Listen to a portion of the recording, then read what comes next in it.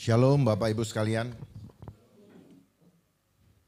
Saya berharap kita ada dalam damai sejahtera. Karena berapa bulan belakangan ini damai sejahtera kita dicuri. Berusaha dicuri oleh si jahat. Kita dicuri kenapa? Karena penebaran roh ketakutan melanda bukan cuma di Indonesia, tetapi hampir di seluruh dunia. Dan iblis bekerja dengan luar biasa karena dia tahu bahwa kedatangan Tuhan Yesus sudah sangat dekat. Sehingga dia berusaha untuk menggapai, untuk menjala seluruh jiwa kita. Mau kita taat, mau kita sadar, apalagi yang enggak, dia mau kita semua digiring masuk ke dalam lautan api. Dan itu adalah agenda dia untuk apa? Untuk melakukan balas dendam. Ketika dia diusir dari surga dan dia cemburu dengan manusia karena Tuhan lebih mengasihi manusia. Di situ dia menyimpan dendam. Dan saat ini adalah saat di mana dia sedang melaksanakan dendamnya dengan berbagai macam cara. Tapi cara dia cuma satu, yaitu tipu muslihat. Baik, mari kita mulai, dan tema yang saya ambil ini adalah ketakutan adalah serangan roh jahat. Mungkin Bapak Ibu sekalian, kita selama ini tidak menyadari bahwa segala sesuatu yang bukan dari Tuhan pasti tidak membawa damai sejahtera, pasti membawa kecemasan, pasti membawa kepanikan. Tetapi kalau dari Tuhan, semuanya memberikan kekuatan, memberikan rasa kasih dan ketertiban. Itu dari Tuhan. Semuanya kita rasakan damai sejahtera kalau dari Tuhan. Jadi saat ini seperti kita rasakan tidak nyaman, saya pastikan itu bukan dari Tuhan. Amin. Baik, kita baca dari 2 Timotius 1 ayat 7. Supaya kita paham kenapa saya katakan ketakutan adalah serangan roh jahat. Sebab Allah memberikan kepada kita bukan roh ketakutan. Artinya dia roh. Melainkan roh yang membangkitkan kekuatan, kasih, dan ketertiban. Ini buktinya bahwa ketakutan itu adalah roh dan bukan dari Tuhan. Karena apa? Karena setiap hal yang tidak membuat kita nyaman itu bukan dari Tuhan. Dan setiap yang membuat kita tidak nyaman pasti dia akan melemahkan jasmani kita. Kenapa saya bilang, kenapa selama ini kita tidak paham bahwa segala sesuatu yang tidak terlihat oleh mata, namun bisa kita rasakan, itu adalah pekerjaan roh. Tinggal rohnya roh apa? Dan ketakutan itu dari roh jahat. Ya. Kita lanjut 1 Yohanes 4 ayat 18. Di dalam kasih ya, tidak ada ketakutan. Kasih itu siapa? Ya, itu Allah sendiri. Begitu kita jauh dari Tuhan, pasti ketakutan. Kasih yang sempurna melenyapkan ketakutan. Kasih yang sempurna, yaitu yang agape, itu dari Tuhan. Pasti tidak ada ketakutan. Tetapi kenapa kita menjadi takut? Karena dunia ini selama ini sudah memprogram kita beratus-ratus tahun lamanya untuk apa? Untuk melemahkan kita. Ketika kita diserang, kita tidak punya benteng perlawanan. Karena semuanya hanya ada dalam intelektual kita. Hanya pengetahuan bahwa Tuhan ada, kita tidak boleh begini, dan sebagainya. Tetapi jiwa dan roh kita tidak sungguh-sungguh menyembah Tuhan. Itulah cara dunia untuk menghancurkan kita, mempersiapkan, kita sudah dipersiapkan untuk dilemahkan. Sebenarnya kita kuat. Gitu.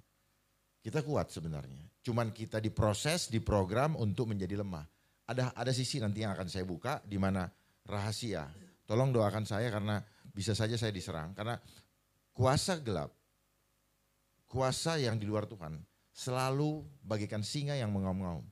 Kapan saja, begitu sesuatu yang tidak kita lihat dengan mata jasmani itu adalah roh. Itu roh.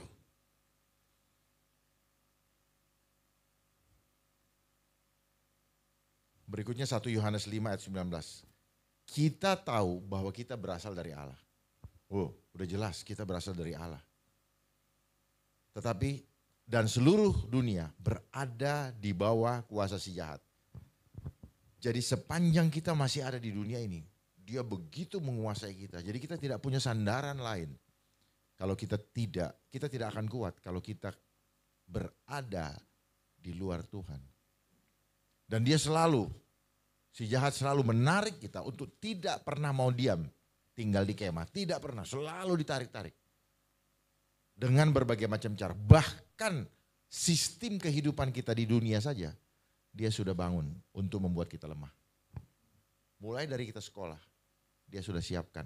Sejak kita lahir, dia sudah persiapkan kita. Dan kita menganggap bahwa ini adalah hal yang lumrah yang memang harus kita lewati. Tidak. Kata sistem itu ciptaan dia. Semua sistem-sistem yang ada di dunia dia yang bikin. Makanya kita hanya mengetahui hal-hal jasmania. Nanti pelan-pelan akan saya bukakan sini. Jadi kita tahu bahwa kita berasal dari Allah dan seluruh dunia berada. Artinya apa? Kalau kita berasal dari Allah tadi membawa kekuatan, kasih dan ketertiban. Jadi kalau kita takut, itu datangnya bukan dari Tuhan. Kenapa? Ya memang karena seluruh dunia berada di bawah kuasa si jahat. Oleh sebab itu ketakutan ini kan gak kelihatan. Mana ketakutannya? Mana barangnya? Gak ada.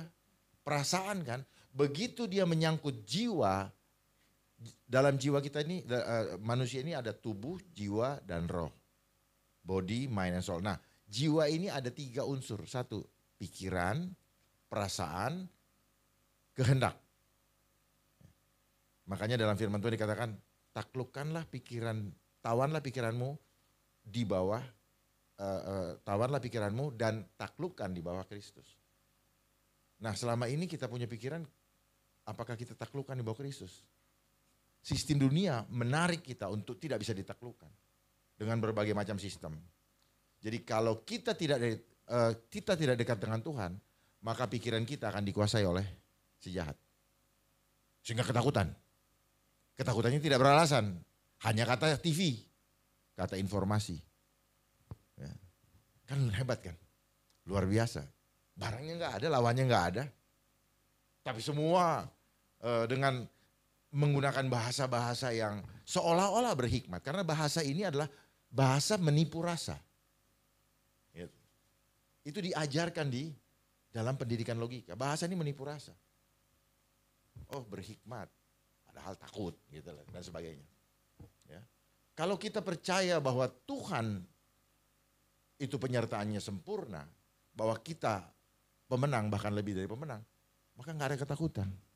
Tetapi sistem dunia selalu menggiring kita untuk selalu fokusnya ke jasmani, fokusnya ke yang kelihatan. Yang nggak kelihatan nggak eksis. Padahal Bapak Ibu sekalian, itu ada 2 unsur. Yang kelihatan seperti yang ada di hadapan saya sekarang, dan yang tidak kelihatan. Yang kelihatan ini casingnya aja.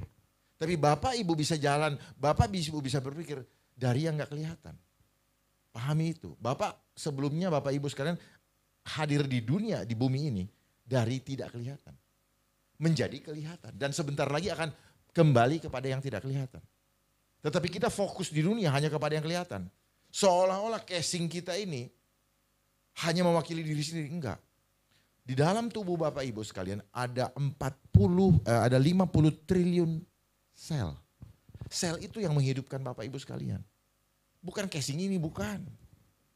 Bukan, casing ini begitu selnya mati langsung jeblak kayak kayak benda mati, memang benda mati. Yang menghidupkan Bapak sekalian, makanya kalau ada orang yang kata orang dulu kesurupan, badannya tetap manusia, tapi mind controlnya udah bukan pada dia. Jadi kekuatan itu yang tidak pernah diajarkan kepada kita, tidak pernah diberikan pemahaman kepada kita, sehingga kita menjadi orang yang kelabakan ketika musuhnya datang nggak kelihatan. Ketika musuhnya nggak kelihatan, wah semua sembunyi, nggak tahu, nggak jelas. Melindungi diri tapi tanpa tahu musuhnya. Hebat nggak itu? Kuasa itu. Kuasai apa tuh, sesuatu yang tidak kelihatan. Hebat kan? Pada panik semua. Kenapa? Dia mempertahankan nyawanya. Hanya fokus kepada jasmaninya. Tuhannya mana? Yang menghidupkan kita bukan barang-barang itu semua, tetapi Allah Bapa kita yang menghidupkan kita. Amin. Jangan kita hianati. Dengan kita takut kita mengkhianati Tuhan. Saya pastikan itu Tuhan gak suka. Karena Tuhan tidak pernah memberikan roh ketakutan. Itu pasti. Kita ada di sebelah sini. Tapi kalau kita gak takut, kita ada bersama Tuhan.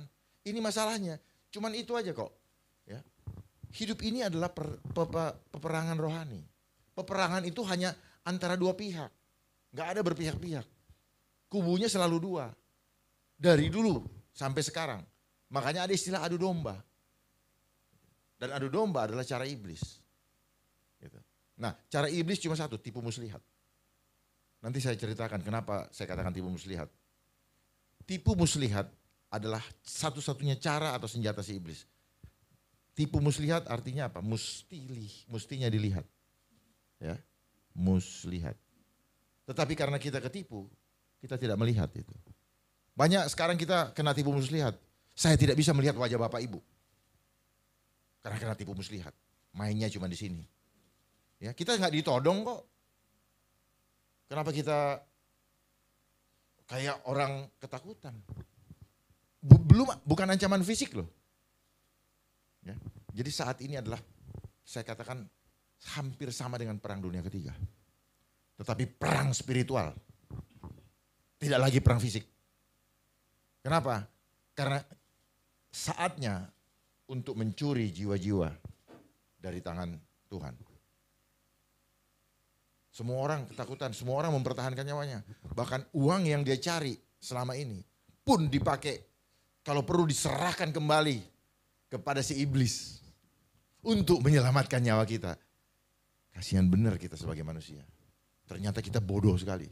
Kita bersusah payah bangun pagi sampai ini. Terus nanti karena stres kita membayar, keluarkan lagi uang untuk menyelesaikan stres kita. Alangkah bodohnya kita. Tapi bukan salah kita. Karena memang dia penguasa. Dia menguasai dunia ini. Jadi dia bikin sistem supaya kita masuk dalam jebakan. Dan kita berpikir bahwa inilah yang benar. Karena kebohongan yang diulang berkali-kali menjadi kebenaran. Kenapa kita sulit memahami itu? Karena kita dididik dengan cara logika. Logika itu adalah program pikiran. Pikiran yang diprogram. Makanya selama ini sering saya dengar orang berkata gini, nggak masuk di logika saya. Karena logika ini hanya menampilkan yang kelihatan. Dan logika ini diprogram oleh yang memprogram. Jadi dia mau hanya kasih tahu sisi ini aja. Nah, sisi yang tidak lain, sisi yang tidak kelihatan, dia tidak buka. Karena kalau dia buka, ini tidak menjadi misteri. Kalau dia buka, ini tidak bisa dimainkan. Sisi yang tidak kelihatan ini. Contoh begini. Banyak orang-orang yang punya kemampuan, tapi dia menggunakan kuasa jahat. Dia bisa hari ini di Surabaya, nanti sore ada di Jakarta tanpa naik pesawat. Itulah roh. Dan itu dilakukan juga oleh para nabi zaman dulu. Filipus bisa berada di satu tempat.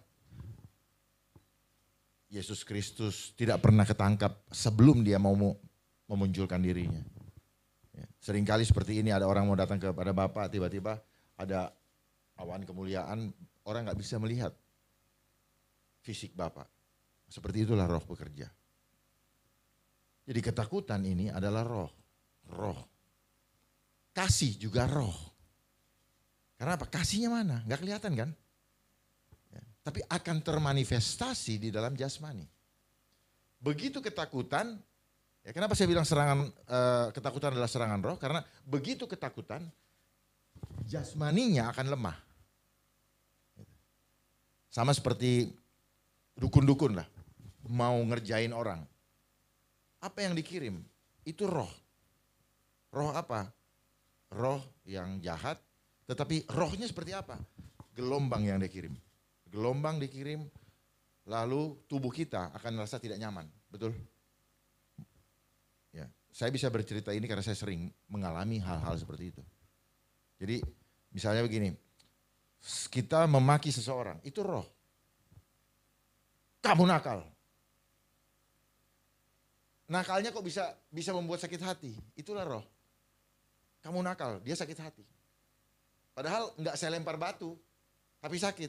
Sakitnya lebih parah daripada saya lempar batu selesai. Itulah pekerjaan roh. Ya. Jadi roh itu bicara jiwa dan roh. Roh sendiri, roh yang ada pada kita. Jadi seperti itulah roh bekerja. Nah, selama ini kita diajar di dunia di program, mulai dari SD. Sistem pendidikan yang ada di dunia ini, itulah punya mereka. Kita masuk SD, disuruh diseragamkan, ya. Di sekolah kita diajar tentang angka-angka, nilai-nilai. Kalau ibu 10, saya 6, ibu sombong, saya harus rendah diri. Dan itu dilakukan berulang-ulang. Seolah-olah ini menjadi sesuatu yang harus kita kejar. Dipacu kita untuk selalu mengikuti teori segitiga piramida, bahwa hidup itu harus bersaing. Bersaing sehat, enggak ada. Namanya bersaing tidak pernah ada yang sehat. Karena akan muncul hawa nafsu kita. Dan orang yang ingin mencapai apa yang dia inginkan, dia selalu menghalalkan segala cara. Karena kalau sudah hawa nafsu, segala macam cara dilakukan. Bunuh orang, kalau perlu bayar dan sebagainya. Dan kemudian kalau dia tidak berhasil, dia akan mengatakan, dia akan kecewa. Dan seringkali saya dengar kata-kata, Tuhan belum menghendaki. Padahal bukan Tuhan belum menghendaki, kita yang berjalan bukan di dalam rencananya Tuhan. Kalau kita berjalan di dalam rencana Tuhan, gak ada kata-kata kita keluar. Kita tuh suka menipu rasa. Ya, kata-kata yang keluar dari mulut kita suka menipu apa yang dalam hati kita. Untuk satu, supaya gak malu. Kedua, padahal kita di sininya Tuhan tahu hati kita. Kalau kita tidak bersandar kepada Tuhan dan berjalan menurut rencana kita, yang ada kita kecewa. Makanya dibilang ini, terjadilah sesuai dengan imanmu. Imanmu itu berdasarkan apa yang Tuhan mau. Ya. Makanya kalau kita menginginkan sesuatu, Tuhan kehendak-Mu lah yang terjadi, bukan kehendakku. Tetapi kita memaksakan diri. Jadi disinilah terjadi manipulasi-manipulasi bahasa yang sebenarnya menipu rasa kita.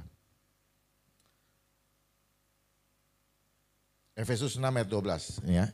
Kenapa tadi saya bilang ada roh jahat? Karena perjuangan kita bukanlah melawan darah dan daging. Ya, bukan melawan yang kelihatan. Melawan justru yang tidak kelihatan. Makanya saya bilang ketakutan adalah serangan roh. Ini lawan kita. Saat ini yang sekarang lagi rame-rame sekarang ini, yang segala macam dipromosikan itu, ini adalah serangan roh. Gitu. Serangan roh. Kalau kita tanya mana barangnya, mereka nggak bisa nunjukin kok. Ya. Mereka gambar dengan visualisasi. Tetapi melawan pemerintah-pemerintah, melawan penguasa-penguasa, melawan penghulu-penghulu dunia yang gelap ini, melawan roh-roh jahat di udara.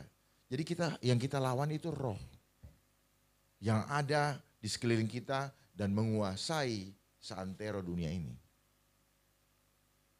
Sekarang kita berada di ruangan ini, kita terlindung dari serangan fisik. Tetapi kalau roh, dia bisa menembus ruang ini. Jadi selama ini kita nyaman di ruangan ini. Makanya kadang-kadang ada ruangan yang bilang, ih angker dan sebagainya. Itu ada rohnya, di mana-mana ada roh. Dan ketika itu sebenarnya tubuh kita selama ini harusnya tahu kalau ada sesuatu yang tidak nyaman. Karena tubuh kita yang saya maksud dengan sel tadi, itu terhubung dengan surga. Jadi kalau bapak ibu masuk ke dalam suatu tempat yang gak nyaman, itu akan terasa kayak merinding. Sebenarnya merinding ini adalah sinyal bahwa ada sesuatu yang tidak bagus di situ. Cuman kita nggak pernah latih untuk peka. Karena apa? Sel-sel tubuh kita ini terhubung dengan surga. Makanya tubuh kita dibilang tubuhmu adalah bait Allah, bait Kristus. Itu bukan sekedar kata-kata bait Kristus. Kita kan selama ini bait Kristus, gimana ya bait Kristus? Cuma nggak nyambung. Ternyata bait Kristus apa? Sel tubuh kita. Oke, saya ulangi lagi. Di dalam tubuh manusia ada dua unsur yang mengendalikan. Pertama, otak. Itu yang kita asah selama ini. Makanya kita cuma cerdas intelektual. Ya kan? Kedua sel. Nah otak ini kedua sel. Nah otak hanya punya kemampuan 5%. Makanya kita nggak pernah, kita akan sangat sulit untuk mengendalikan tubuh kita. 5% kekuatan otak untuk mengendalikan tubuh kita nggak sanggup. Yang 95% adalah sel. Dan ini tidak pernah diajarkan. Ya, termasuk di yang dipahami oleh medical kedokteran. Tidak sungguh-sungguh dipahami bahwa sel tubuh kita bisa menyembuhkan diri sendiri. Selama ini kita tidak pernah diajar. Ayo kita lihat nabi-nabi dulu. Pernah nggak mereka pergi berobat ke dokter? Nggak pernah. Dia langsung. Yang kita kenal dengan self healing. Jadi tubuh kita bisa menyembuhkan diri sendiri. Cuman pada zaman 19 sekian sudah mulai dijadikan industri. Industri kesehatan. Ujung-ujungnya kalau sudah bicara industri apa? Larinya kemana? Bisnis. Kalau bisnis menghasilkan apa? Apa? Uang. Nah uang dijadikan sentral kehidupan manusia. Makanya yang dalam firman, kita tidak bisa mengabdi kepada dua tuan. Satu Tuhan, satu mamon. Dan representatif mamon itu adanya di uang. Makanya semua sekarang menjadi semakin sulit mendapatkan pekerjaan. Semakin sulit, segalanya dibikin sulit. Yang bikin sulit Tuhan. Bukan. Tuhan tidak pernah membuat kita sulit. Tuhan suruh kuasai semuanya ini. Kelola. Tapi dengan hati yang tulus. Bukan nanti saya dapat berapa ya. Sekian banyak saya giniin dapat uangnya. Itu yang membuat kita tidak tulus. Di situ kuncinya.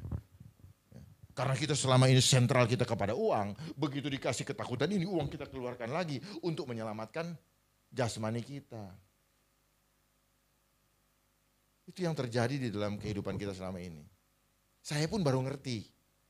Saya bukan pendeta, maaf, saya bukan pendeta. Saya tidak mempelajari ini.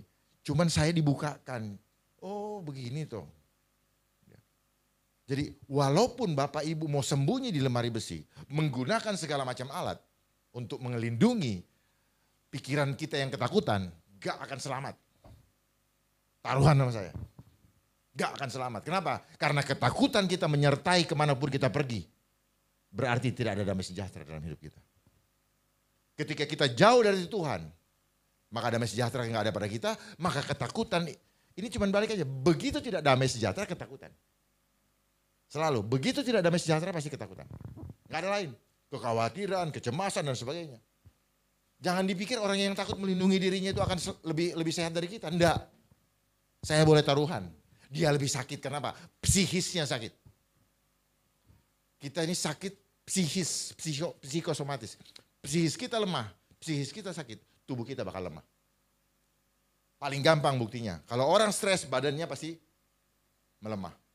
Orang stres akan muncul hormon di dalam tubuh yang beracun yang disebut dengan hormon kortisol dan membuat gelisah dan akhirnya asam lambung naik dan akhirnya menyerang ke jantung dan akhirnya is dead.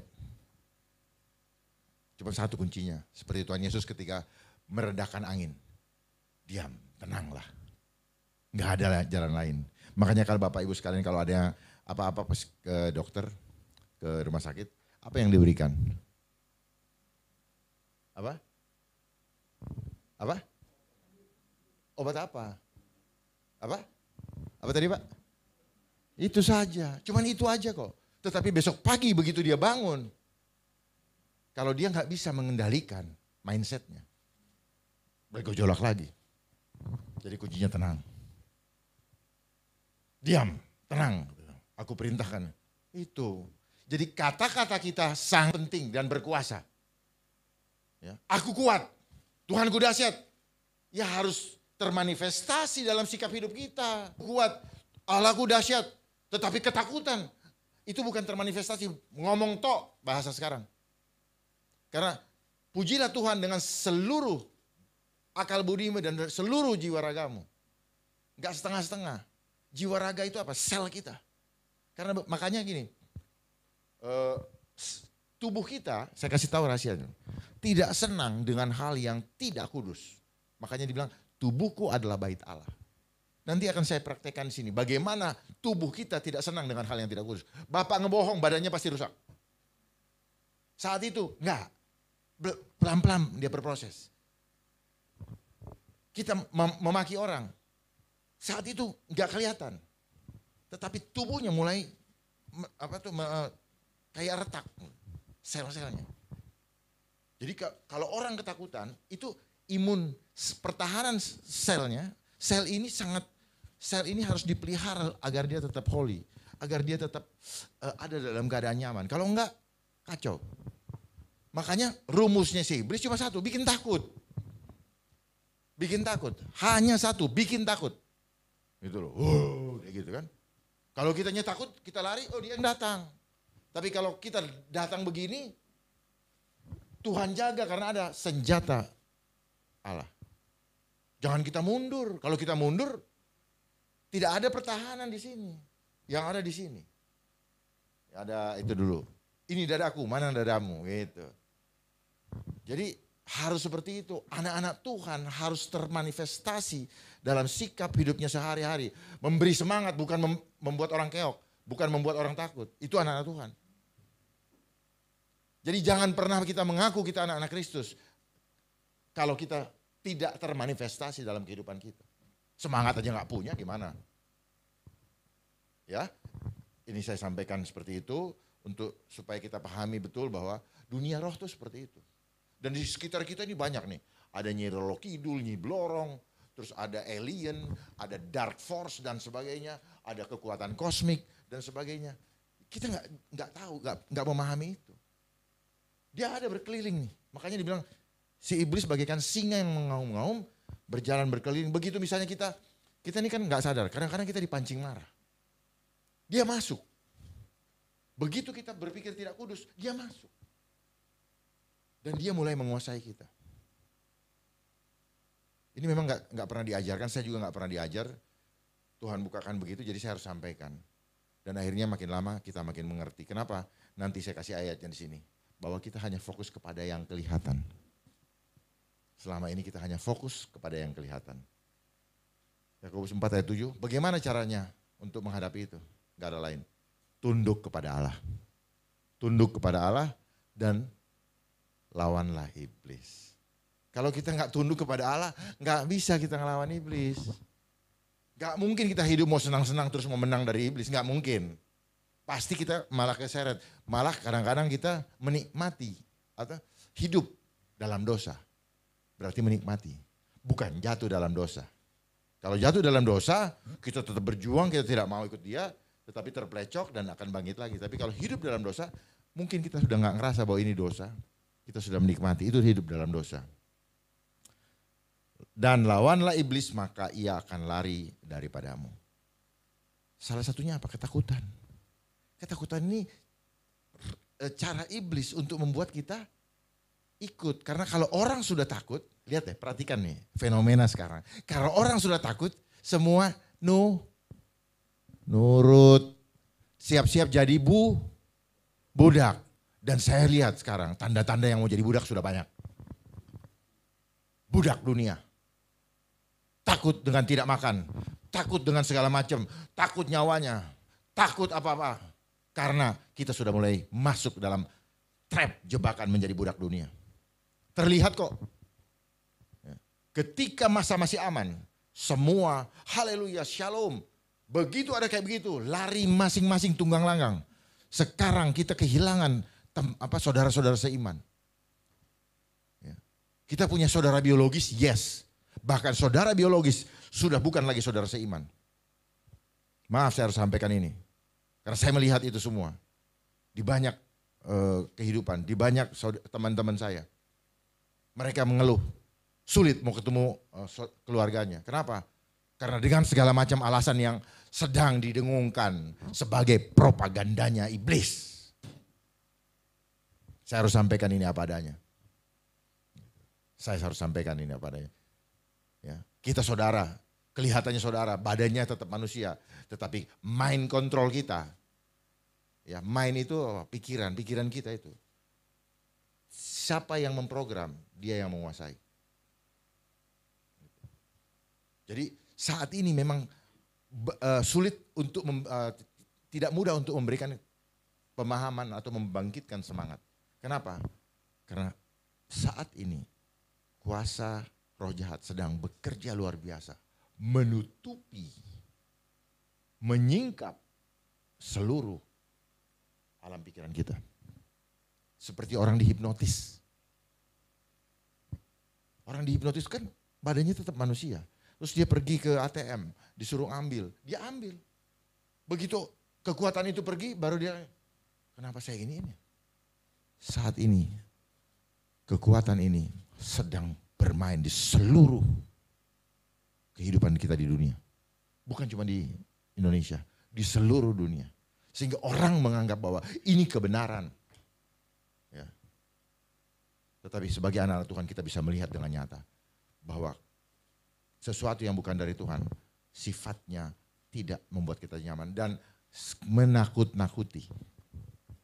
Bahkan menggunakan segala macam perangkat yang ada. Yang saya sebut dengan iklan. Ya. Ini iklan kok. Sama seperti begini ya, kalau kita pengen beli mobil nih, terus kita mulai buka-buka cari informasi. Tahun depan akan muncul mobil Avanza baru. Udah menghayal dong kita. Menghayal, Avanza bagus ya. Terus facelift. Terus nanti di dalamnya ada airbag. Nanti bla bla bla bla bla, bisa Avanza ini bisa mengangkut 20 orang. Misalnya gitu. Di empet-empet begitu. Kita sudah menghayal dengan keindahan dan kenyamanan yang ditawarkan. Betul? Barangnya mah belum ada. Hayalannya udah kita ini kan. Lalu diumumkan, sekarang udah diluncurkan premier atau pertama. Orang daftar. Untuk apa? Mewujudkan hayalan tadi. Nah, sama dengan yang terjadi saat ini. Sebelum diumumkan, iklannya sudah dimainkan. Ini permainan roh. Sehingga orang menunggu. Mudah-mudahan tidak datang. Tetapi kalau datang, saya harus gimana? Begitu diumumkan, sudah datang. Tetapi iklan yang diberikan, iklan terbalik dengan seperti yang saya sampaikan tadi. Wah, begini. Akhirnya ketika kita mengimani apa yang kita imajinasikan,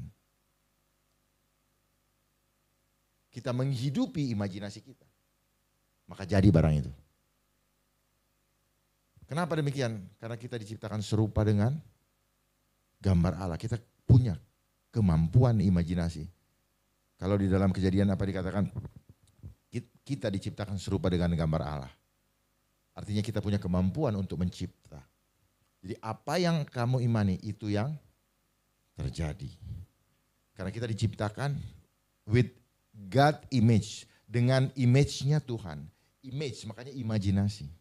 Jadi kita punya daya hayal nih. Kita selalu berpikir menghayalkan sesuai dengan yang hawa nafsu kita. Coba dipraktek, coba dipikirkan. Makanya orang bilang, kalau kamu menginginkan sesuatu, kamu pikirkan bahwa itu kamu sudah dapatkan. Sama seperti ini. Ini permainan ini, makanya saya bilang ini adalah perang dunia ketiga. Spiritual warfare. Cuman yang ini diberikan iklan yang tidak menyenangkan. Kalau tidak menyenangkan, pasti kita tidak nyaman. Gitu. Jadi ini adalah ketakutan, adalah serangan roh jahat. Makanya wake up. Wake up, mari kita bangun. Jangan kita mau diserang. Kita serang balik deh. Makanya firman Tuhan bilang, lawanlah iblis. Maka ia akan lari daripadamu. Tapi kalau kita ngikutin, ya nggak bisa. Silakan misalnya Bapak Ibu sekalian menggunakan masker, tapi karena anjuran, ya, bukan karena takut. Ya, saya mau sampaikan karena anjuran, bukan karena takut. Kalau karena takut, karena latah, nggak punya pengetahuan yang benar, nggak ada gunanya. Ada 3 benteng yang saya mau buka di sini. 1, menggunakan masker. Jangan dipikir aman. Ya, jangan dipikir aman. Kenapa? Karena kalau ada yang mengatakan bahwa masuk lewat airborne, lewat udara, maka dia masuk lewat mata. Matanya tutup. Kalau yang mau pakai, tutup matanya. Kalau mau ini. Tapi apa itu aman? Enggak. Kenapa? Ketika menggunakan itu, sel kita stres. Karena ketika kita nggak nyaman, sel kita pasti stres. Orang yang ketakutan sudah ada, sel kita stres. Karena apa? Runtuh pertahanan selnya. Gitu. Runtuh. Kalau runtuh, nggak ada gunanya. Gitu. Karena yang menghidupkan kita bukan itu. Yang menyelamatkanku adalah kuasa Tuhan. Amin. Bukan barang-barang jasmani itu, bukan. Kita ini makhluk roh. Amini itu, imani itu. Bahwa kita adalah makhluk roh. Kita bukan datang dari hitungan matematika. Kita diciptakan dari kekuatan supranatural yang darinya tidak ada. Terus kemudian dari kecil terus jadi gede. Sampai sekarang bisa seperti ini. Kekuatan roh itu. Gak bisa dihitung matematika. Oh, kita pikir ini harusnya dia sempurna. Tapi Tuhan punya rencana lain. Tetap itu sama-sama mulia. Tapi Tuhan punya rencana lain. Tidak bisa dihitung dengan matematika. Bahwa itu ilmu pasti, enggak. Oh, dia sudah kawin 5 tahun kok belum. Ah, udah gak mungkin 10 tahun. Tahu-tahu ini. Karena ini semua kekuatan supranatural. Kekuatan roh. Gak bisa dihitung dengan matematika. Nah, dunia ini selalu pakai hitung-hitungan matematika. Hitung-hitungan, kayaknya gak mungkin deh gue bisa ini. Kayaknya gak mungkin deh.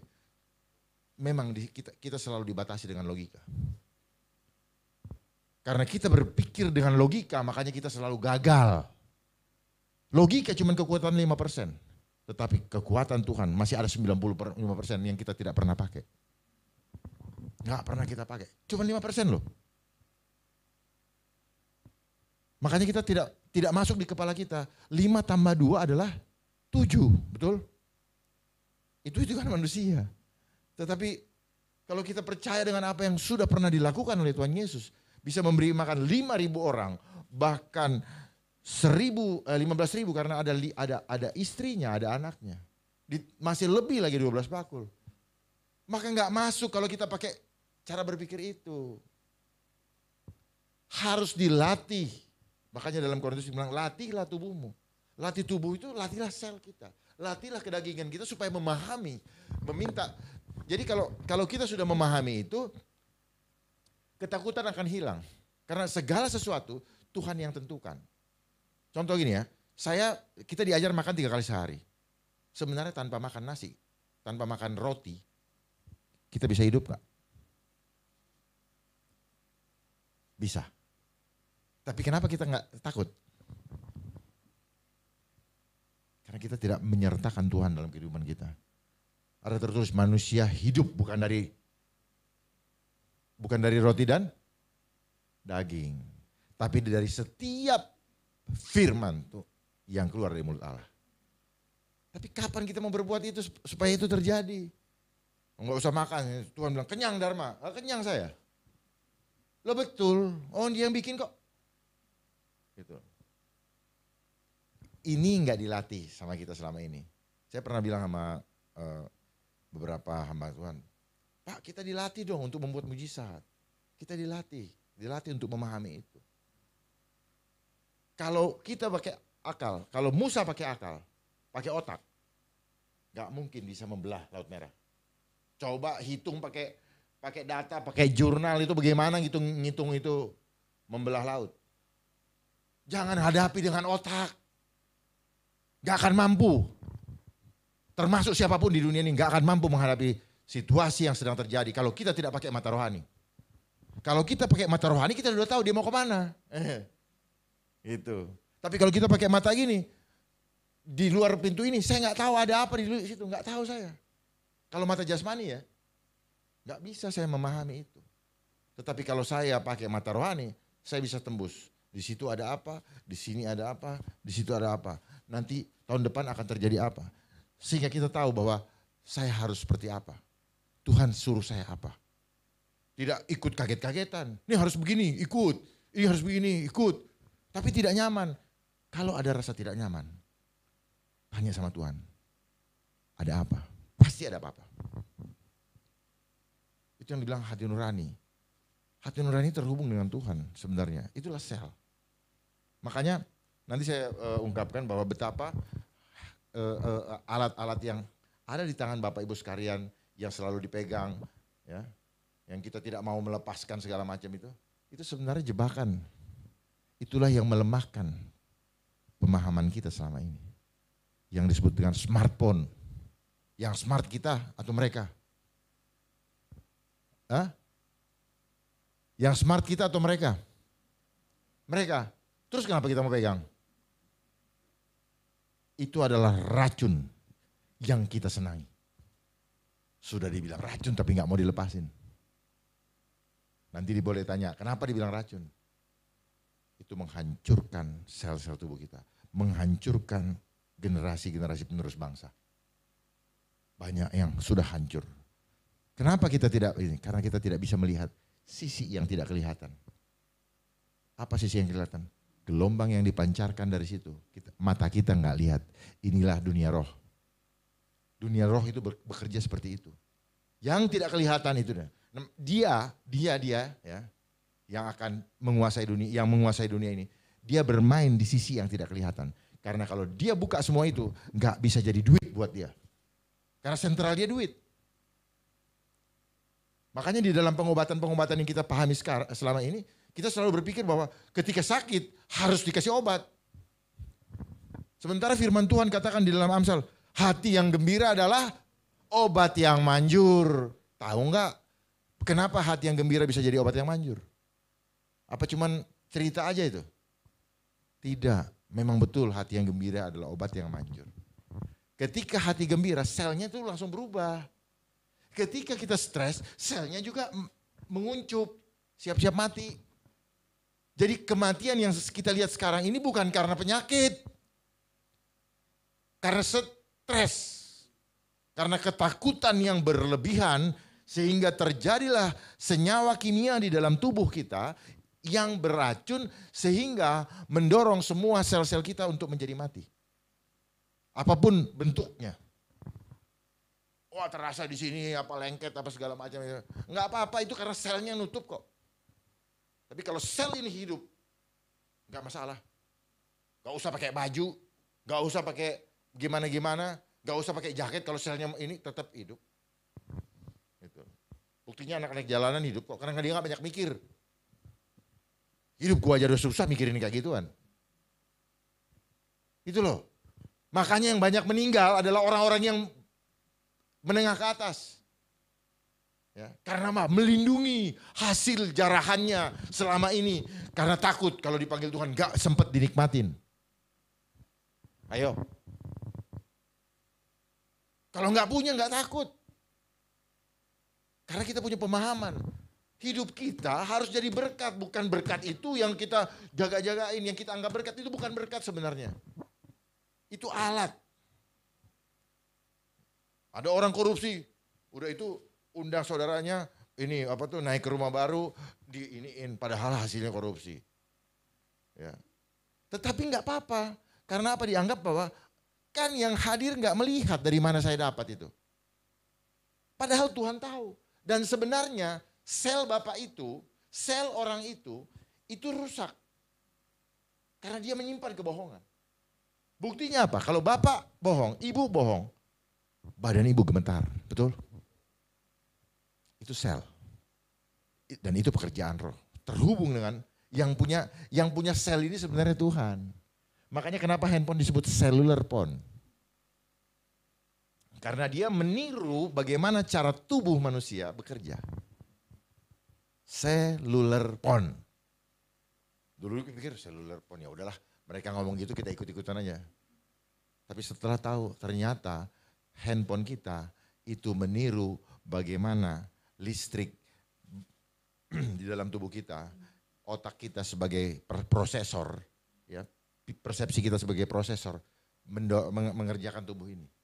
Sama dengan handphone. Makanya kalau kita mau telepon kepada, saya mau telepon ke Pak Pendeta, saya harus samakan dulu frekuensinya, bukan? Nah, saat ini si iblis sedang memasang frekuensi supaya sama dengan frekuensi kita.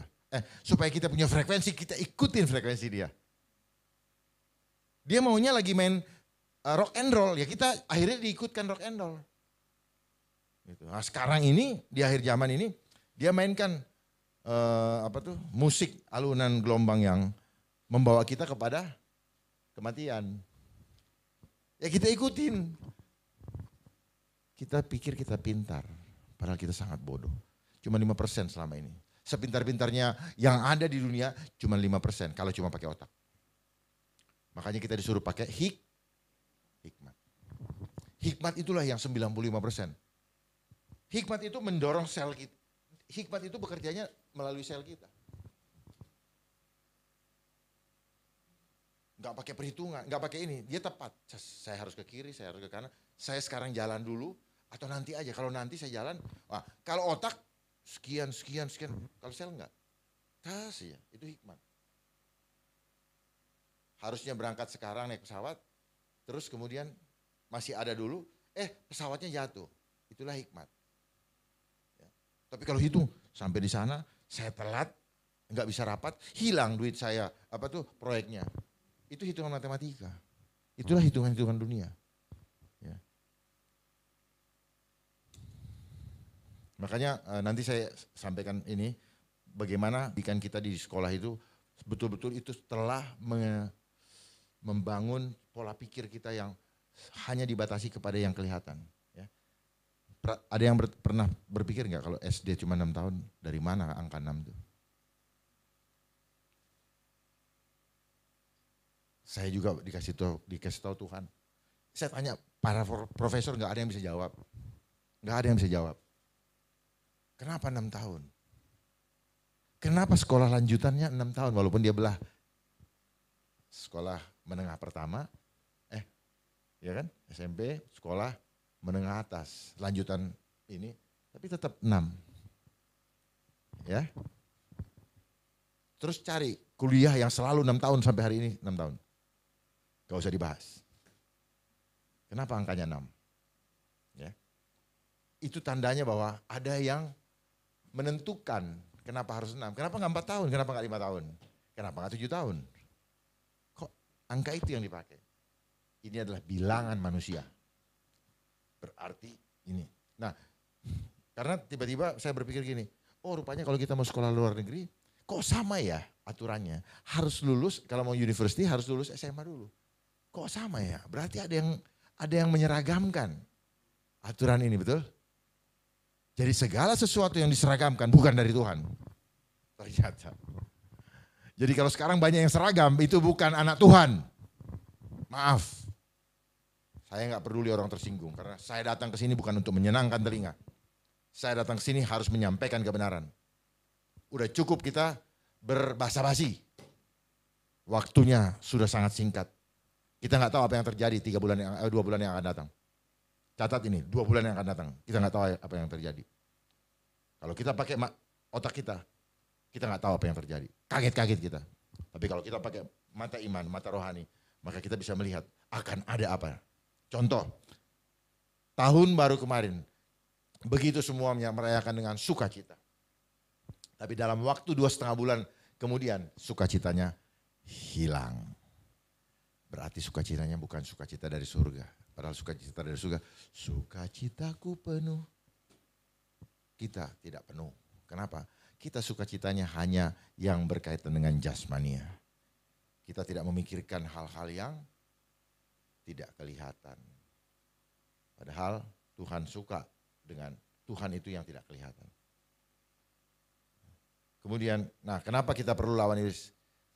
Iblis di dalam Efesus 6 ayat 11 dikatakan, kenakanlah seluruh perlengkapan senjata Allah supaya kamu dapat bertahan melawan tipu muslihat iblis. Jadi tipu muslihat artinya mestinya dilihat, gara-gara persepsi kita ketipu, kita anggap apa yang kita lakukan sekarang sebagai suatu kebenaran. Tipu muslihat. Dan iblis selalu memutarbalikkan tidak 120 derajat, 180. Contoh yang paling gampang, sekarang tipu muslihat yang paling gampang dilihat. Naik lift, bukannya tatap muka, pantat-pantatan. Biarin aja, mau dibilang apa. Emang iya kok. Itu kan tipu muslihat namanya. Saya berbicara berdasarkan iman Kristiani. Itu tipu muslihat. Manusia tidak pernah diajar Tuhan untuk tidak senyum. Karena senyum itu menandakan bahwa dia gembira. Mana ada gembira menangis. Ya menangis terharu karena menang itu. Tapi tetap aura gembiranya tetap terlihat. Ya. Sekarang orang dibikin murung dengan cara pemahaman, dengan iklan-iklan yang semua memeruntuhkan sel. Bagaimana kesehatan bisa berhasil dengan membuat takut? Tidak ada terapi kesehatan dengan cara menakut-nakuti. Gak ada. Artinya itu tipu muslihat. Saya pertanggungjawabkan yang saya omongin ini. Termasuk yang mengatakan bahwa ini kita pertanggungjawabkan, kita buktikan kepada badannya. Badannya kuat gak? Gitu. Supaya kita jelas, kita jangan pakai teori. Saya bisa buktikan secara objektif bahwa ketika badan kita, pikiran kita stres, badan kita lemah. Makanya perkatakan selalu firman Tuhan. Yosua 1 ayat 8 apa? Renungkanlah firman Tuhan siang dan malam. Supaya hidup kita berhasil. Bisa memberikan kekuatan kepada orang. Tapi kalau kita tidak ucapkan, bagaimana kita memberikan kekuatan? Bapak, seorang suami di keluarga itu adalah imam. Dan imam ini menunjukkan bahwa Tuhan gambarannya seperti lelaki. Itu imam. Kenapa laki-laki yang jadikan imam, bukan perempuan? Ya karena manusia pertama yang diciptakan adalah Adam. Dan Adam adalah serupa dengan gambar Allah. Amin. Bukan perempuan. Perempuan diambil dari tulang rusuknya laki-laki. Itu. Makanya laki-laki itu menjadi source, menjadi sumber masalah. Sumber yang bertanggung jawab. Sumber segala sumber. Pemulihan di dalam keluarga sangat tergantung kepada laki-laki, bukan perempuan. Jadi kalau laki-laki nyalahin perempuan, dia bukan anak Tuhan. Walaupun KTP-nya anak Tuhan. Ya, tugas lelaki hanya satu, mencintai. Enggak bilang kalau dia baik, enggak, mencintai. Tugas untuk seorang wanita hanya satu, menghormati. Ya, mau kayak apa? Bahasa dunia dibilang take and give. Sebenarnya tidak. Kalau masing-masing menyadari perannya dari Tuhan, maka tidak akan ada yang berantem. Tetapi dunia ini, iblis tidak mau tinggal diam. Dia mau selalu terjadi percekcokan. Karena ketika damai sejahtera tidak ada di dalam kehidupan kita, maka di situ iblis sudah menguasai kita. Berikutnya 2 Korintus, saya bukan pendeta jadi saya tidak seperti pendeta ya. 2 Korintus 11 ayat 3. Tetapi aku takut kalau pikiran kamu, Paulus juga takut. Kita dari Tuhan. Tetapi karena iblis menguasai dunia, si jahat menguasai dunia, Paulus mengatakan ini, tetapi aku takut kalau pikiran kamu, nah ini kata pikiran, dia tidak masuk lewat mana-mana. Bukan dibilang mulut kamu, telinga kamu dimasukin oleh buah apel. Enggak kan? Pikiran kamu disesatkan dari kesetiaan kamu yang sejati kepada Kristus, sama seperti Hawa diperdaya oleh ular itu dengan kelicikannya. Jadi Paulus saja khawatir dengan kita. Karena dia tahu bahwa si iblis akan menyerang kita lewat pikiran. Dan apa yang sekarang sedang ditakutkan sebenarnya masuk adalah serangan iblis. Makanya saya bilang inilah serangan roh jahat. Jadi kalau kita masih mengikuti maunya iblis, ya sampai mampus. Kita sedang memampuskan diri kita sebelum Tuhan panggil. Ya, dan itu yang mau iblis. Tetapi setelah kita mampus, kita ikutin dia punya aturan. Dia akan cuci tangan ketika kita ada apa-apa. Dia akan gitu. Kayak Pontius Pilatus. Itu iblis selalu cuci tangan. Dia selalu tidak mau bertanggung jawab. Gitu. Kalau Tuhan bertanggung jawab, dikasih mati, dia kasih hidup, ditaruh di surga.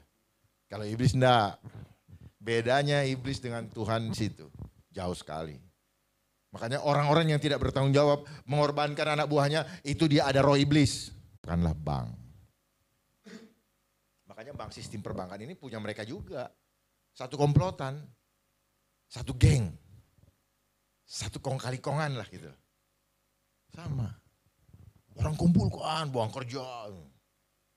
Makanya bahasa Inggrisnya menabung apa? Saving.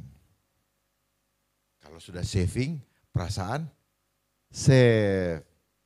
Tuhan lupa, padahal save kita kalau ada Tuhan. Gitu. Hati-hati ya. Nah, apa yang kita kejar di bank? Setelah di saving, apa yang kita mau pengen tahu? Apa yang kita mau tahu? Apa yang kita kejar? Yang membuat kadang aman, kadang stres. Apa? Angka ya? Nah, itu hubungannya dengan sekolah tadi. Kenapa di sekolah diajarin angka? Gitu loh. Angka ini sejarahnya begini. Manusia ini telah kehilangan kemuliaan Tuhan. Nilai kualitatifnya hilang. Lalu dia pengen tetap merasa mulia. Dia buat simbol-simbol supaya dia mulia. Akhirnya orang mencari kemuliaan dengan memperbanyak angkanya. Gitu. Kemuliaan yang semu, tapi itu yang dikejar dunia. Gitu. Karena kita sudah kehilangan kemuliaan Tuhan, jadi kita pengen dimuliakan. Jadi orang kaya mau dia korupsi, kita permuliakan dia. Bodoh amat, sekarang udah malu, udah hilang. Kalau anaknya tanya bapak dari mana, nggak bisa jelasin. Bagaimana kalau bapaknya mati, belum jelasin sama anaknya. Anaknya akan ikut-ikutan seperti itu karena bapaknya nggak pernah kasih tahu rahasianya dia bisa seperti itu. Bapak seorang ayah sangat penting dalam hidup ini. Bangsa ini akan hancur kalau dipimpin oleh orang-orang yang tidak takut Tuhan. Kalau kita pernah dulu salah, kenapa kita harus salah selamanya? Perbaiki diri sebelum Tuhan panggil kita kembali. Kita harus bisa menjelaskan kepada keturunan kita, kepada orang-orang, begini loh, supaya Tuhan menyertai hidupmu. Kalau enggak, cilaka. Banyak yang sudah dipanggil Tuhan, tapi dia tidak pernah menceritakan kepada keturunannya bagaimana dia mendapatkan semua ini. Keturunannya bingung. Akhirnya apa yang terjadi? Berantem. Karena keturunannya bingung. Dulu bapak gue bisa begini, sekarang begini. Betul-betul setelah kita pahami ya, ternyata sia-sia.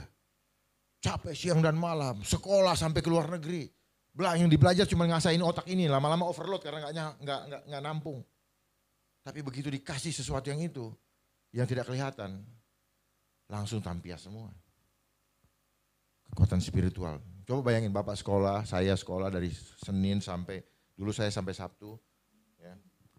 Pulang sekolah suruh kasih PR, yang diasah cuma intelektual. Spiritual kita tidak. Ya. Dan dunia membuat sistem bahwa kalau mau dapat uang lu harus kerja. Kalau mau kerja harus lewat pendidikan formal. Makanya kalau mau masuk, mana CV-nya? Seolah-olah kalau dia sudah punya sarjana begini-begini, dia pasti bagus. Enggak, dia menjadi koruptor. Itulah sistemnya mereka. Dia bangun dengan angka-angka-angka. Jadi dia taunya apa? Ketulusan tidak ada. Wong dia lulus saja angkanya juga beli. Bayar. Yang penting ada. Nah apalagi sekarang dengan pendidikan online. Saya menolak dengan keras pendidikan online. Karena menghancurkan sel tubuh anak-anak itu.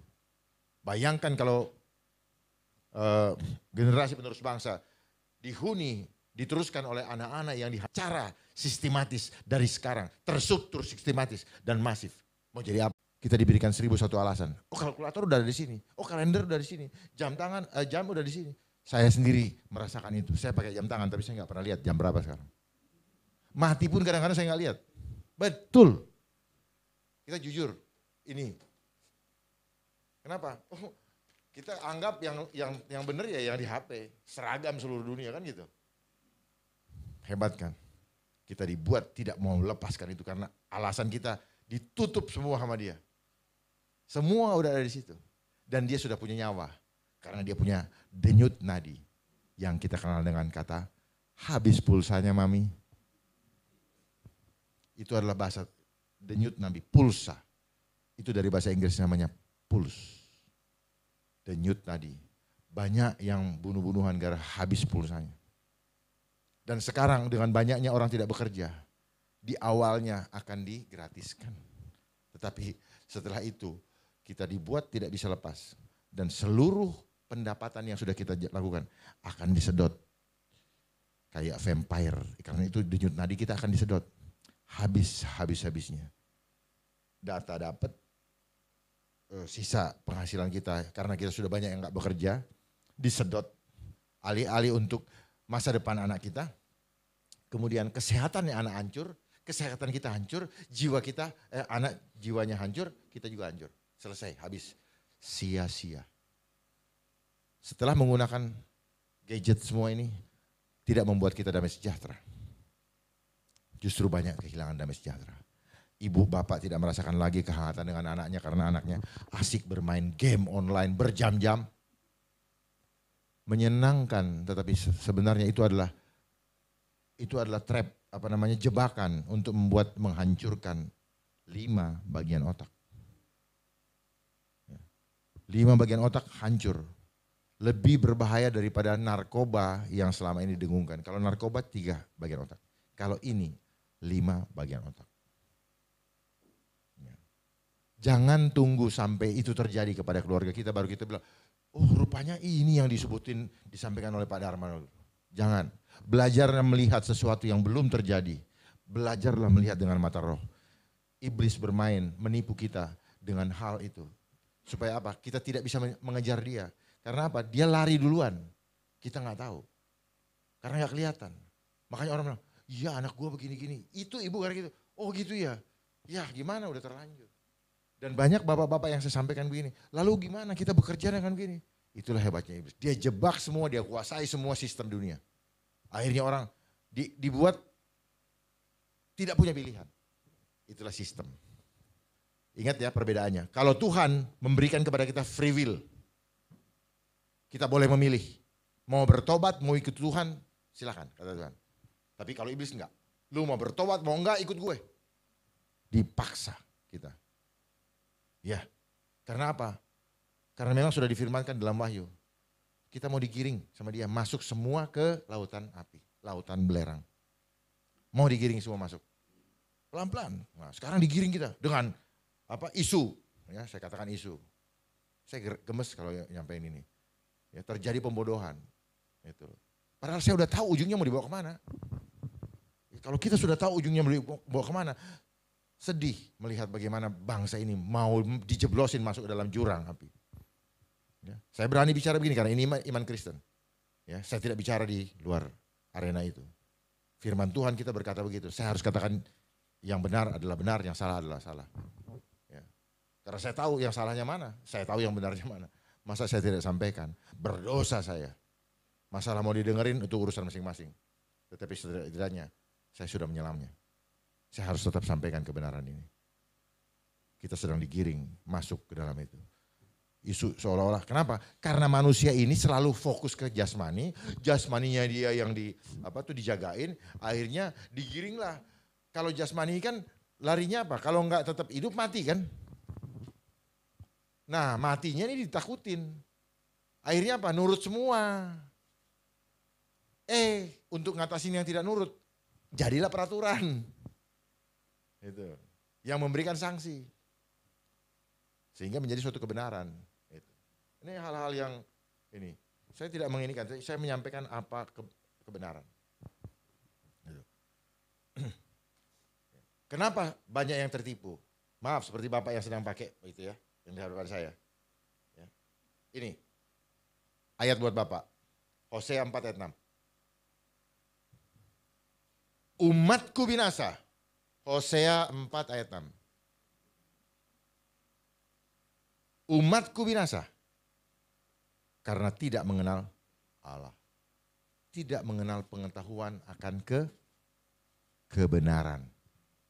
Kalau kita tahu yang benar, kita nggak bisa ketipu. Ya, itu yang saya bilang tipu muslihat iblis. Dia akan selalu memutar balikkan kebenaran. Loh, tadi sudah disampaikan oleh Paulus saja. Aku takut ya kalau kamu pikiranmu disesatkan. Kenapa pikiran kita disesatkan? Karena Hawa aja yang ketemu langsung dengan Tuhan kok. Bisa diputar balik ayat oleh si iblis. Sampai akhirnya dia mau makan buah itu. Karena diputar balik bahwa nanti kau akan seperti Tuhan. Kan hebat. Ketemu langsung loh, cuman dua loh manusianya dulu. Bagaimana kita sekarang? Gitu. Umatku binasa karena tidak mengenal Allah. Karena engkaulah yang menolak pengenalan itu. Jadi kita sendiri yang menolak, akhirnya kita gak tahu kebenaran. Maka aku menolak engkau menjadi imamku. Dan karena engkau melupakan pengajaran Allahmu. Sebenarnya kita banyak, kalau kita takut berarti kita melupakan pengajaran Tuhan. Maka aku juga akan melupakan anak-anakmu. Keturunannya pasti ngikutin. Karena apa? Namanya ketakutan, namanya sesuatu yang salah, itu nular. Apalagi bapaknya ngomong, yang begini nak yang benar. Ikut anak itu. Makanya anak adalah makhluk jenius dalam hal meniru. Makanya dibilang buah jatuh tidak jauh dari pasar. Itu kalau kebanyakan itu kan pasar tradisional kan seperti itu. Lanjut ya. Nih, Lukas 21 ayat 26. Orang akan mati ketakutan. Gak ada orang itu. Orang akan mati ketakutan karena kecemasan. Ya. Berhubung dengan segala apa yang menimpa bumi ini. Sebab kuasa-kuasa langit akan goncang. Akan goncang berarti akan datang di awan-awan kemuliaan untuk menjemput kita. Jadi kalau ketakutan jangan harap mau dijemput karena Tuhan tidak membutuhkan orang-orang yang tidak menjadi laskar Kristus. Itu. Jadi Tuhan membutuhkan kita. Kenapa? Inilah roh. Gitu. Roh itu semangat. Ya. Makanya di dalam lagu Lucifer itu kan dia panglima musik. Makanya setiap lagu itu ada rohnya. Kita bisa terangkat jiwa kita. Tetapi kita juga bisa kesetanan dengar musik itu. Kita bisa sedih gara-gara musik itu. Itu loh. Ada lagu misalnya gini. Putus lagi cintaku. Putus. Nah itu bukan bikin lemah. Kayak mengasihani diri kan. Itu loh.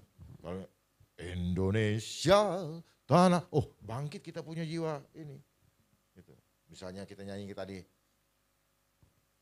Bapa kau setia, bla bla bla bla kan. Itu akan beda lagi kita punya rasa. Nah itulah, itu roh. Ketakutan roh. Gitu. Kasih itu roh. Bahagia itu juga roh. Jadi sesuatu yang bukan fisik ini itu roh gitu sebenarnya. Gitu. Ya, lanjut. Perhatikan Pak. Ayub 3 ayat 25. Karena yang kutakutkan, itulah yang menimpa aku. Dan yang kucemaskan. Jadi ini apa? Ini mengimani. Ketika ketakutan itu kita imani dan kita amini, jadi. Ya, oh ini nyata. Saya kasih tahu resepnya. Orang kalau terlalu diperhatiin, belagu. Jadi gak usah diperhatiin. Perhatiinnya Tuhan. Makanya jangan fokus sama masalah, fokus kepada Tuhan. Ya, tawanlah pikiranmu dan taklukkanlah di bawah Kristus. Gitu. Pikirkanlah Filipi 4 ayat 8. Pikirkanlah yang mulia, yang kudus, yang enak didengar, sedap dan sebagainya. Itu yang kita pikirkan. Bukan yang ketakutan. Aduh, saksi Kristus itu harus seperti itu. Ya, karena tugas akhir kita itu amanat agung loh. Bagaimana kita mau menjadi saksi Kristus kalau kita ngumpet di rumah menyelamatkan diri kita masing-masing. Enggak jadi saksi Kristus. Saksi Kristus itu keluar, korbankan jasmani, dipasang di kayu salib seperti contoh Tuhan Yesus. Enggak ngumpet Tuhan Yesus. Karena apa? Ketika kita mau menyelamatkan orang, enggak bisa kita ngumpet. Ulurkan tangan. Ulurkan tangan enggak bisa lewat Zoom. Mungkin kalau film-film yang itu ada tuh, tiba-tiba ada setannya keluar dari dalam.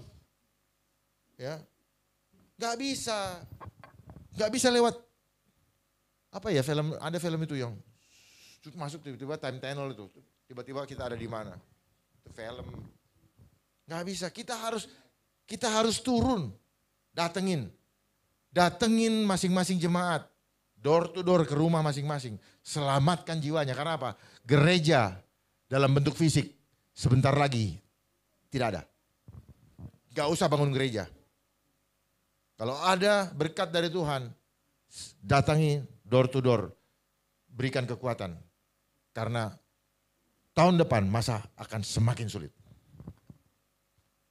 Dan jangan kaget kalau anak-anak Tuhan dikejar-kejar. Jangan kaget. Persiapkan dari sekarang. Sudah terlihat kok di depan mata. Kalau kita buka begini nanti pada ketakutan. Perkuat dulu. Kalau enggak, tunggang langgang. Dan akhirnya karena takut menyerahkan diri. Iya deh, ikut. Ya. Pasti. Orang yang berfokusnya kepada jasmani pasti takut. Orang yang menyimpan uang banyak pasti takut. Pasti. Karena contoh sudah ada di firman Tuhan. Ketika seorang muda kaya datang kepada Tuhan Yesus. Guru, dengan apakah harus kulakukan supaya aku masuk surga? Jawab Yesus cuma satu. Apa Bu? Ibu pasti tahu. Jual hartamu. Ikut? Dia ikut? Tidak. Sudah ada. Ini sebenarnya apa? Kode. Kalau kita nggak siap-siap pasti kita ikut dunia. Pasti. Karena sudah gila, saya udah kumpulin uang siang dan malam, sudah empot-empotan takut menjadi masalah, ya kan? Korupsi untung nggak ketahuan. Sekarang saya tidak ikut dengan pemasangan digital di tangan saya. Karena apa? Wahyu 13 ayat 16 sampai 18 akan dipasang tanda dan tidak bisa menjual atau membeli kalau nggak ada tanda itu. Ini bukan simbolik, ini hakikat, ini harfiah, bukan simbolik. Udah kelihatan kok, mau masuk supermarket, cut. Ini nanti cut. Pertama-tama kan ditaruh sini, latihan kan ya, tipu-tipu, biar itu laku barang itu. Dan itu nggak akurat, begitu disemprotin air sini, jadi dingin. Banyak orang, di sini bahaya. Saya perhatikan banyak teman saya. Kan kita tahu bahaya sini apa? Yang disodori tangannya, di sini aja. Perhatikan, hebatnya mereka sudah mempelajari bahwa nanti kita nggak mau begini, kita maunya begini ya dia ikutin gitu loh. Sekarang jangan di sini, ini bahaya nih karena otak. Kasih. Dan nanti di sini pada tangan kanan atau pada dahinya. Suka-sukanya yang bikin. Gitu. Dan dia kecil sekali. Kecil sekali. Dan lambang itu ternyata setelah saya perhatikan kemarin ada di lambang salah satu operator terkenal di Indonesia. Saya baru perhatikan, persis lambang itu ada di salah satu operator terkenal di Indonesia. Saya nggak usah sebutkan. Perhatikan.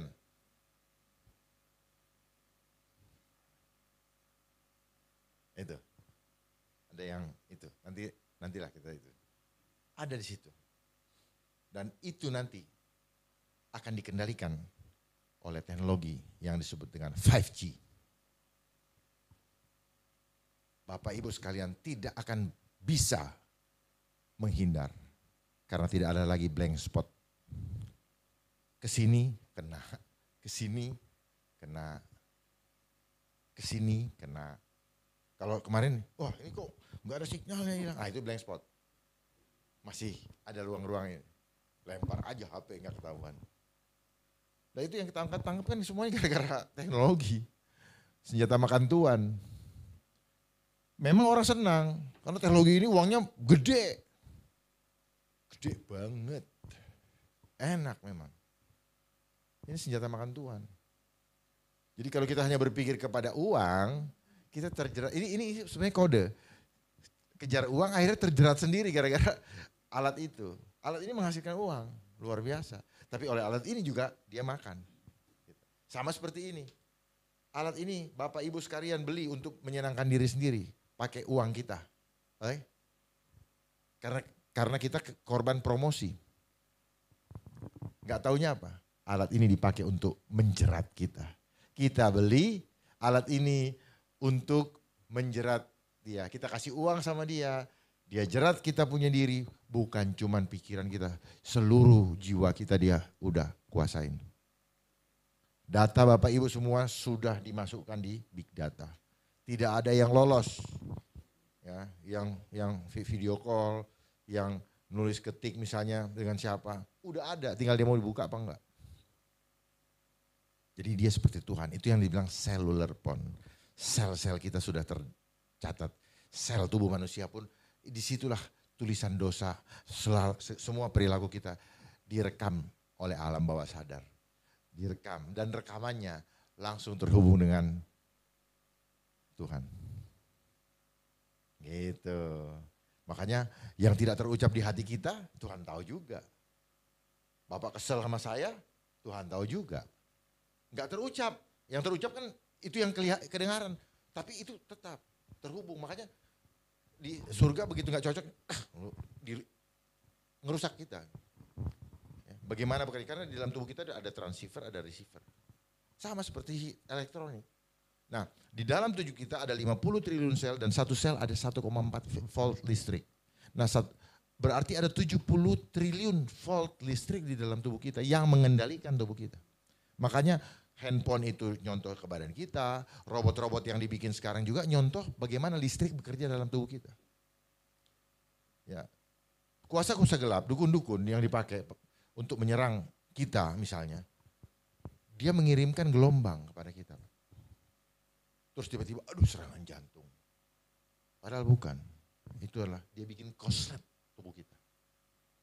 Jadi banyak yang meninggal bukan karena sakit. Karena serangan. Cuman gak tahu. Memang serangan itu akan termanifestasi dalam, jantungnya berhenti. Ya iyalah.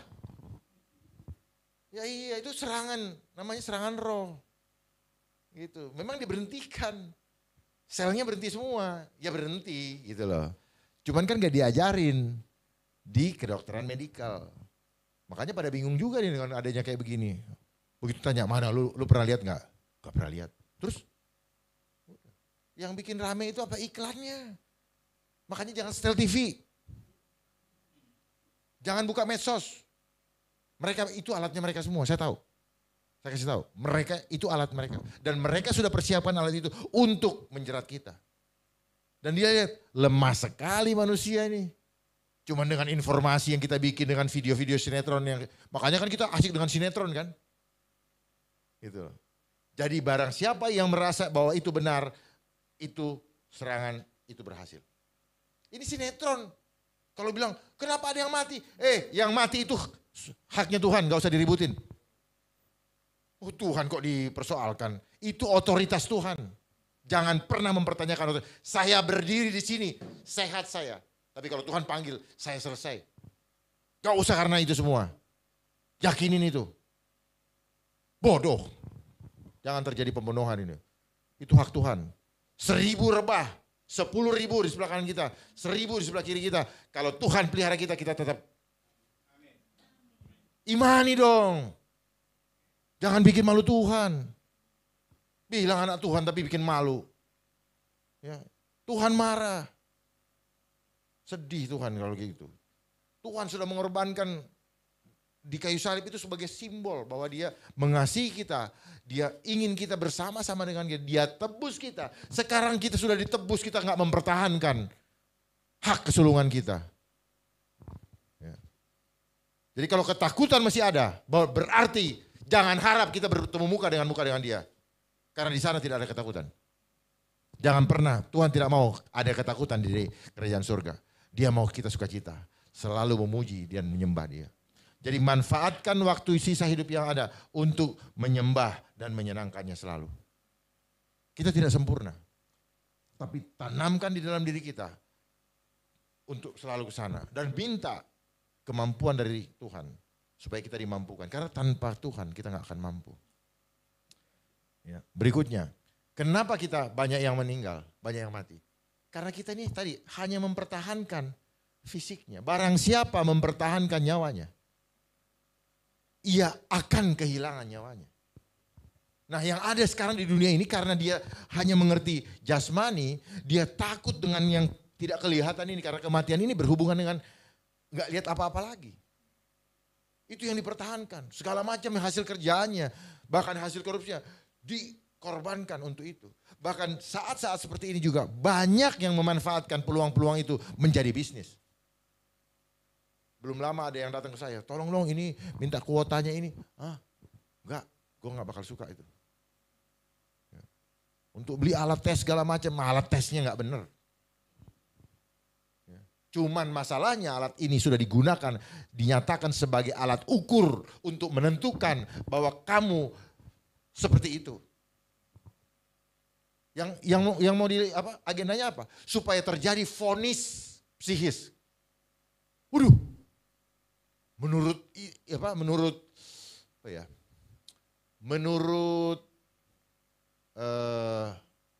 alat itu saya sudah divonis begini. Udah, pikiran kan? Karena kita dianggap bodoh, akhirnya kita udah dicap rame-rame. Kalau nggak mau denger, seret rame-rame. Ini udah bukan dunia yang kita mimpikan, bukan. Ini sekarang kita persiapkan masuk ke neraka dunia. Tidak ada lagi kasih sayang. Tidak ada lagi kasih, tidak ada lagi ini semua, ya makanya dia awali dengan hoax dulu, setelah adanya smartphone mereka mainkan hoax. Hoax ini industri juga kok. Orang saling membenci, mulailah ujaran kebencian. Bapak membenci saya, bapak mulai WA saya, maki-maki saya. Jadi duit buat dia, orang itu setiap gesekan mesin di sini klik dikit, jadi duit. Hoax dibahas, jadi duit. Kirim ke sana, jadi duit. Pagi-pagi bapak ibu senang banget itu. Selamat pagi, kirimin, nggak tahu dari mana itu gambar itu. Duit buat dia bu. Jadi sekarang yang sedang memainkan semua ini adalah mereka juga yang berhubungan dengan teknologi. Saya sampaikan. Kalau ditanya mana datanya? Namanya maling, mana mau pakai data. Tadi buktikan omongan saya. Kenapa? Karena Alkitab ada yang bicara seperti itu. Bahkan nanti ada 2 saksi Allah akan datang. Ya, pada masa turbulensi nanti. Sebelum turbulensi dia akan datang. Ya. Yang waktu itu belum pernah mati secara jasmani. 2 saksi Allah. Nabi Elia dan Henok. Dan dia akan mati disaksikan oleh seluruh dunia. Dalam waktu 3,5 hari mayatnya diletakkan. Kalau bukan teknologi yang dipakai, artinya apa? Sudah dari dulu itu ada. Video call kan gitu. Sekarang aja demo di mana-mana, orang di rumah, waduh, kelempar itu, waduh, sambil tidur-tiduran. Sementara orang ini. Gitu. Yang berjuang, yang ini tidur-tiduran di rumah semua. Jadi ini semua adalah agendanya mereka. Mudah-mudahan semua matanya tercelik sehingga memahami semua ini. Ya, kalau tidak jelas nanti bisa ditanyakan ke saya. Barang siapa saya ulangi lagi, Matius 10 ayat 39. Barang siapa mempertahankan nyawanya, ia akan kehilangan nyawanya. Jadi kehilangan nyawanya artinya apa? Kehidupan kekal kita hilang. Karena apa? Mempertahankan nyawanya. Udahlah gue ikut aja, pasang aja. Udah gue ikut aja. Kelihatannya jasmaninya dia selamat. Tapi langsung kecoret dari buku kehidupan. Silakan baca di Wahyu 14 ayat 9 sampai 12 dan Wahyu 19 ayat 20. Semua yang menggunakan tanda akan masuk, akan kena murka Allah. Gara-gara takut, gara-gara ingin mempertahankan nyawanya kan.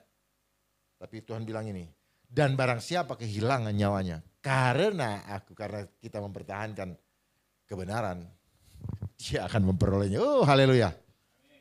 Haleluya. Saya begitu ngomong begini, langsung saya merinding goosebump. Itu artinya apa? Surga menyambut. Bener. Makin kita rasakan itu, semakin kita merasa, ya ampun Tuhan, dahsyat. Kalau kita tidak, ini kepekaan kita akan hilang. Ya. Kenapa? Karena keselamatan hanya ada di dalam Tuhan. Kisah Rasul 4 ayat 12. Dan keselamatan tidak ada dalam siapapun juga selain di dalam Dia. Sebab di bawah kolong langit, ingat, di bawah kolong langit ini tidak ada nama lain. Luar biasa kita sebagai anak-anak Tuhan. Yang diberikan kepada manusia yang olehnya dapat diselamatkan. Jadi bukan yang sekarang lagi diributin, sekarang yang menyelamatkan kita. Hanya kita berpegang di bawah nama Dia. Panggil nama Dia, nama yang berkuasa dan menyelamatkan kita. Enggak ada yang lain. Kita bisa buktikan, kita bisa usir setan dengan dalam nama Yesus. Kau pergi. Bukan, kamu jangan di sini dong, pergi dong. Enggak begitu. Namanya menghardik itu ya pakai ini juga. Jadi rupanya enggak bisa, Tuhan nanti ini gini, enggak bisa. Rupanya kita harus juga, jadi double. Spirit kita, roh kita ini, fisik kita juga, ya namanya orang ngusir, masa ngusir? Enggak gitu. Jadi rupanya begitu, makanya dia, ya, enyah lah.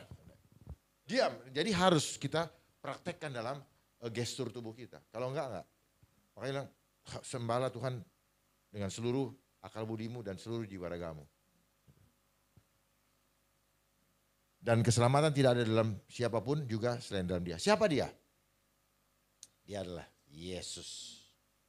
Yohanes 14 ayat 6. Akulah jalan dan hidup.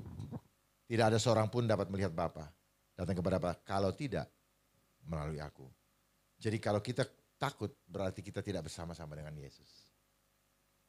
Udah pasti, ya. Dan kita punya tugas sebelum kita meninggalkan dunia ini. Tugas kita adalah melaksanakan amanat agung, menjadi saksi Kristus. Matius 28 ayat 19 sampai 20. Karena itu pergilah dan jadikanlah semua bangsa muridku dan baptislah mereka dalam nama Bapa dan Anak dan Roh Kudus. Itu tugas kita. Dan ajarlah mereka melakukan segala sesuatu yang telah kuperintahkan kepadamu. Dan ketahuilah, aku menyertai kamu senantiasa sampai kepada akhir zaman. Tetapi harus sama Dia. Tapi kalau nggak sama Dia nggak disertai, ya enak aja. Itu sampai kepada akhir zaman. Jadi kalau sekarang ada masa kekejutan yang menakutkan seperti ini, kalau tidak bersama Yesus tidak akan disertai, makanya takut terus. Itu gampang termanipulasi. Terakhir, kunci daripada kemenangan kita menghadapi ketakutan cuman ada 3 poin. 1, bergantung penuh pada kuasa Allah. Bergantung penuh ya, bukan separuh-separuh. 2, berperang dengan seluruh senjata Allah. Bukan dengan senjata manusia. 3, berkarya sebagai saksi Kristus. Saya kembali lagi tadi. Kita selama ini tidak mematuhi protokol yang utuh. Yang kita patuhi adalah protokol yang tidak utuh. Tidak utuh itu apa? Ada sisi jasmani, ada sisi rohani. Yang sisi rohani tadi adalah di Kisah Rasul 4 ayat 12. Itulah protokol kita yang utuh. Jasmaninya dapat, rohaninya dapat. Dan keselamatan tidak ada di dalam siapapun. Itu protokol kita. Ya. Karena kalau kita hanya menggunakan protokol yang diikuti oleh Bapak, maka kegelisahan dan kecemasan tetap ada. Kenapa? Karena di dalam Tuhan tidak ada kepastian. Ketakutan akan menyertai terus. Saya mau bagikan, ada 3 benteng di dalam menghadapi masa-masa seperti ini. 1, ikutin anjuran pemerintah, gunakan masker, tetapi pahami bahwa menggunakan masker karena ketakutan gak ada gunanya. Ya. Karena dengan informasi yang baru bahwa dia menyebar juga lewat mata, lewat udara, maka mata kita tidak aman. Itulah yang membuat kegelisahan. Tidak ada kepastian di dalam kehidupan manusia. Yang ada kepastian hanya di dalam Tuhan. Itu benteng yang pertama. Benteng yang kedua adalah pertahanan sel. Pertahanan sel inilah yang diberikan Tuhan secara gratis sejak kita lahir. Tetapi kita tidak pernah tidak memahaminya. Karena ini tidak menghasilkan uang. Kalau kita memahaminya, kita bisa save uang lebih banyak lagi. Karena apa? Sel tubuh kita, kalau dia bagus, maka dia akan kebal terhadap penyakit apapun juga. Persoalannya kita sudah dilemahkan. Banyak caranya melemahkan, menjauhkan kita dari matahari. Kita serang dikasih AC. AC ini sama punya mereka. Dia punya ini, air condition, air engineering. Segala sesuatu yang di engineering. Ini kan bisnis udara namanya. Itu punya mereka. Membuat apa? Kita malas kena matahari. Kita maunya dengan udara yang dingin. Padahal apa? Sel tubuh kita tidak suka. Sel tubuh kita tuh suka nyari yang anget. Dan matahari memberikan energi. Makanya matahari bisa menghasilkan listrik. Kita juga seperti handphone harus dicas terus. Supaya apa? Supaya kita punya energi yang kita bawa dari kita lahir. Tidak habis kita boroskan untuk hal-hal yang. Makanya orang yang ada banyak di dalam AC ini suka dehidrasi. Kita nggak sadar. Dehidrasi. Itu yang membuat kita lemah. Ya. Jadi tugas kita adalah amanat agung. Bagaimana kita bisa melaksanakan amanat agung kalau kita hidup dalam ketakutan. Omong kosong. Para hamba Tuhan dulu, Yohanes yang sampai dikucilkan, sampai digoreng Pak ya? Digoreng hidup-hidup. Dan sebagainya. Paulus yang sampai dimasukin penjara dan sebagainya. Ya, Pak hamba Tuhan, Pak Bapak juga pernah di penjara dan sebagainya. Banyak lagi, banyak yang dibunuh dan sebagainya. Tapi kalau takut, sudah pasti kita nggak akan menjadi saksi Kristus. Karena saksi Kristus itu satu, minimal dia berani, ya, berani dulu. Ya, soal ilmu itu Tuhan yang kasih. Di dunia ini tidak ada yang pintar, terlalu hebat di mata Tuhan dan tidak ada yang terlalu ini, semua sama. Tuhan bisa memberikan ketika Tuhan mau menginginkan. Dia bisa mempercepat apa yang kita pikir masih lama kalau Tuhan yang menginginkan. Nah, saya mau sampaikan juga bahwa tadi logika kita di program, nah alat ini adalah alat yang dipakai untuk menghancurkan kita. Tujuannya apa? Supaya kita merubah diri, menjadi tidak seperti yang blueprintnya Tuhan. Padahal kita diciptakan serupa dengan gambar Allah. Tetapi kita blueprint dari Tuhan mulai kita rubah. Blueprint dari Tuhan itu hidup kita gotong royong. Makhluk sosial. Ya, sekarang dimanipulasi dengan bahasa yang hampir mirip. Tetapi tidak sama. Seperti kita rasakan. Kita digiring untuk menjadi makhluk-makhluk individual. Yang tidak lagi bisa saling tolong menolong. Tapi kita pikir anggap kebenaran. Dan dibuat peraturan supaya itu menjadi pembenaran. Kalau tidak malah dimarahin. Inilah iblis sudah bekerja dalam segala lini kehidupan. Ya. Digiring untuk seperti itu. Ya, ditakut-takutin dengan segala macam. Tapi kalau kita ajak debat, nggak ada yang mau nanggepin. Kita mau uji kebenarannya, nggak juga ada yang mau ini. Ya. Dan kita lihat semuanya karena penuh dengan hal yang tidak baik, akhirnya penuh inkonsistensi. Semuanya berubah, seperti lagunya Ahmad Albar. Panggung sandiwara. Ceritanya mudah berubah. Kenapa? Lidah tak bertulang. Memang lidah tak bertulang. Besok, lihat aja sekarang. Banyak bantah-bantahan. Banyak pencitraan. Gara-gara handphone banyak pencitraan. Makannya jadi foto. Jangan berdoa dulu, ntar ini gini-gini. Nanti habis berdoa takut dimakan kan. Foto dulu, kirim, share. Biar eksis. Bapak Ibu sekalian senang begitu ada ini, senang forward.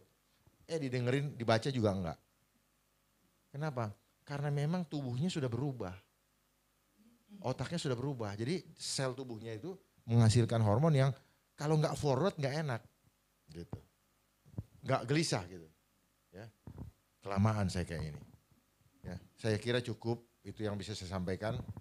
Saya berharap kita tidak fokus kepada yang kelihatan. kita fokus kepada yang tidak kelihatan. Karena yang sifatnya kelihatan, yang kelihatan itu sementara, yang tidak kelihatan itu kekal. Nah, kita selama ini digiring untuk hanya memahami yang kelihatan. Sehingga berhadapan yang tidak kelihatan, tampias. Tak ada satupun orang-orang yang intelektual sekarang yang tampil gagah, berani seperti waktu dulu. Sekarang sistem yang bermain. Ilmu sudah hilang. Karena kita punya intelek, itu cuma punya kekuatan 5%. Gak mampu menjangkau kemahakuasaan Tuhan. Gak mampu. Makanya Tuhan selalu beracara apa? Apa yang kau pikirkan, apa yang kau rencanakan, Tuhan batalkan semua. Karena tidak melibatkan Tuhan. Wah, ramalan cuaca juga berubah. Keliru. Segala macam ramalan berantakan. Dan akhirnya itulah. Tuhan juga tidak mau diukur. Ya, memang gak bisa diukur kok.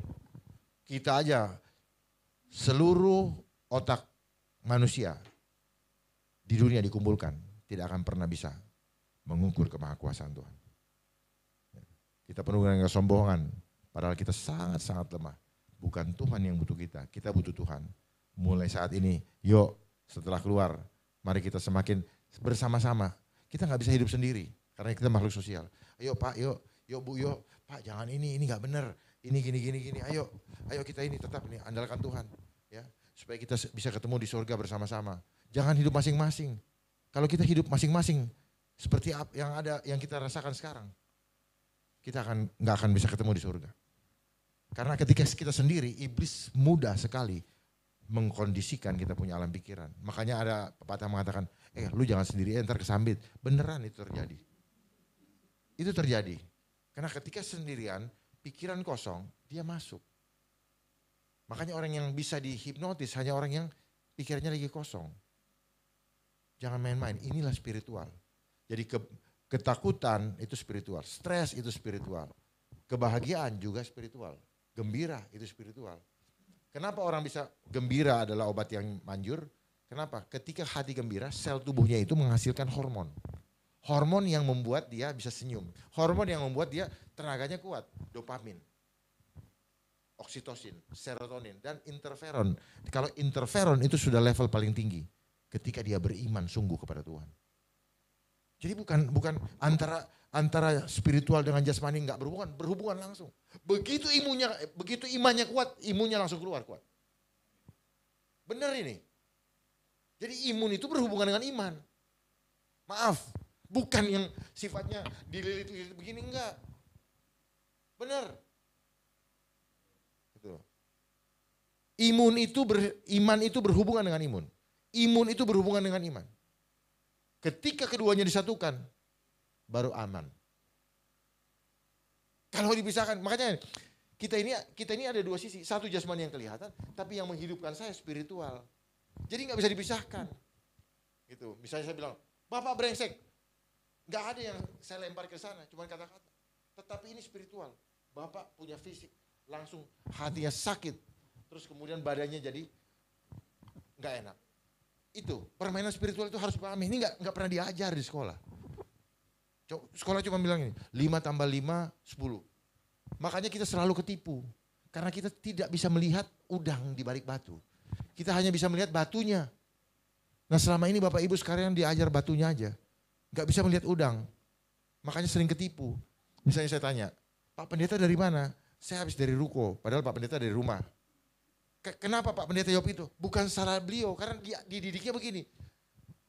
Kan jasmani saya nggak lihat Bapak itu dari mana. Boleh dong saya nipu dia. Dan apa urusannya Pak Darmananya saya? Itu hak saya. Tetapi sel dia nggak bisa bohong, Bu. Selnya Bapak ini nggak bisa bohong. Selnya akan bergetar. Enggak kok, saya dari ruko, bukan dari rumah. Bergetar selnya.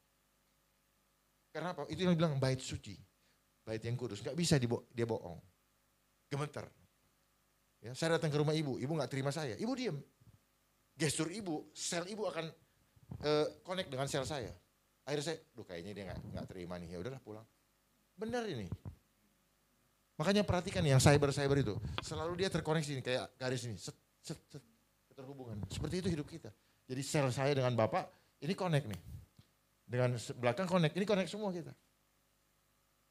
Itulah kuasa roh. Dia main seperti itu juga, sama dengan teknologi, sama. Jadi teknologi ini adalah cara untuk menjerat kita lewat gelombangnya, gelombang hipnonya. Ini ada kuasa gelap, kuasa jahat lewat gelombang ini. Cuman karena tidak kelihatan mata, kita pikir nggak ada yang mengganggu. Jadi kita disirep, kita dihipno tanpa kita merasakan, tapi kita senang. Maka saya bilang ini adalah racun yang disenangi oleh kita. Ya. Terakhir, sebelum saya ini kan, saya mau buktikan supaya, Dek, tolong maju. Ya. Bagaimana spiritual ini bekerja dalam hidup kita. Cukup dengan apa yang kita pikirkan, apa yang kita ucapkan, semua akan bisa dibuktikan. Ya.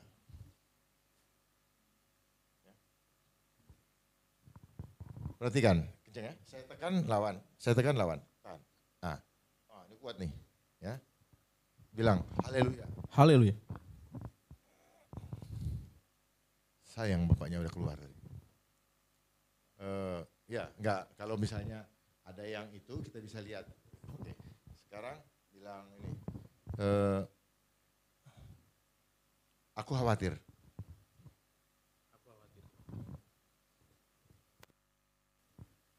Ulangi.